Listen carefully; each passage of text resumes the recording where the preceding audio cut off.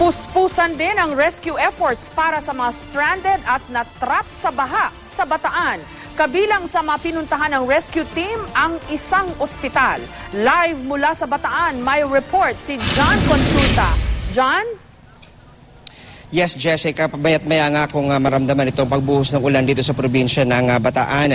At dahil nga sa patuloy na nararamdamang sama ng panahon ay hindi na naiwasang umapaw tuloy ang ilan sa mga paunahing river ng lalawigan. At partikular dito, itong lugar sa Dinalupihan at Hermosa, Bataan. Ang naging resulta tuloy, malawakang pagbaha. Rumaragasa ang tubig mula sa mga umapaw na ilog sa Dinalupihan at Hermosa sa Bataan. Hindi man ganun kalakas ang buhos ng ulan kumpara nitong mga nakaraang araw, lubog pa rin ang maraming mga barangay. Ang mga dating palayan, nagmistulang lawa. Ang ilang mga residente, di makaalis sa kanilang mga bahay para bumili ng pagkain. Sa lakas ng agos ng baha, tumumba ang ilang mga poste. Ang bahay na ito, tuluyang gumuho ang flooring matapos tangayin ng baha ang lupa sa ilalim nito. Kasama ang GMA News, tinungo ng ilang rescuers sakay ng isang 10-wheeler truck ang isang tawag ng saklolo. Pero ang aming pinuntahan, hindi bahay kundi isang ospital sa Dinalupihan. Walang kuryente sa ospital. Nasira rin ang ilang equipment ng baha. Isolated ito dahil sa sobrang taas ng tubig. Walang kuryente dito sa lugar, tapos binabahan na rin po yung hospital. Kaya po nag-decide na pati po yung provincial natin na itatransfer na po sila ng Balanga, which is sa provincial hospital. Isinakay din ng kapapanganak na babaeng ito kasama ang kanyang one-day-old baby na si Sheila Kay. Apa yung baby? Oh. Sige po, sige po. Pero ang pinakamahirap, nang iakyat ang pasyenteng nakastretcher. Kailangan daw siyang agad mailipat sa ibang ospital. Critical daw ang kanyang kondisyon.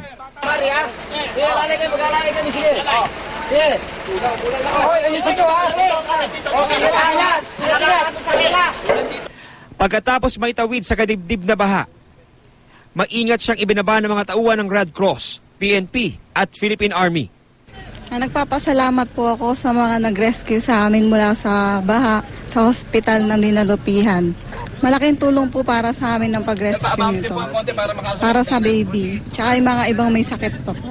Sadyang napakahirap talaga ng sitwasyong binubuno ngayon ng mga residente dito sa Barangay Kataning, Hermosa, Bataan dahil bukod nga sa lubog sa tubig baha ay wala pang kuryente. Pero ang pinakamasaklap pa sa ngayon ay itong mga gamit na ito na nasira ng tubig baha. Mga libro na gamit sana ng mga bata ngayon balot na ng putik, pilit na pinapatuyo para kahit paano daw ay mapakinabangan pa rin sa kanilang mga eskwelahan. Problemado ngayon ang mga residente sa kapal ng putik na dala ng baha sa malaking bahagi ng bayan ng Hermosa. Apel lang ngayon ng mga residente, gaya ng 78 taong gulang na si Pasencia Perez, mabigyan sila ng pagkain at suporta para maisaayos ang kanilang mga nasirang bahay. Kasi sa hirap ng buhay, kung masira ang bahay ko, hindi na magagawa. Ako lang kasi dito. Hindi pa kami nakaka-recover doon sa nakaraang linggo, doon sa typhoon na Hiner, kung saan nag-declare nga tayo ng state of calamity.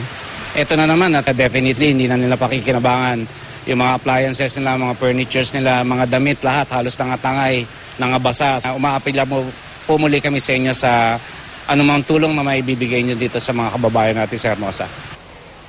Sa sandaling ito, Jessica, ay dandaang mga evacuees nga ang nakatira ngayon sa iba't ibang mga evacuation center dito sa Hermosa, Bataan. At patuloy silang tinututukan ng lokal na pamahalaan ng Hermosa. Pero aminado ang mga opisyal dito na nangangailangan na rin din sila ng karagdagang tulong para mabigyan ng kanilang pangangailangan sa damit, gamot at pagkain ng mga naturang evacuees. Jessica. Okay, John, dito sa Metro Manila kanina, 1:30 up to about past 6 ang lakas ng buhos ng ulan. Diyan ba sa Bataan ay umulan din ang malakas at around that time o ano ba, kumusta ba ang parang rain pattern dyan sa inyong kinaroroonan?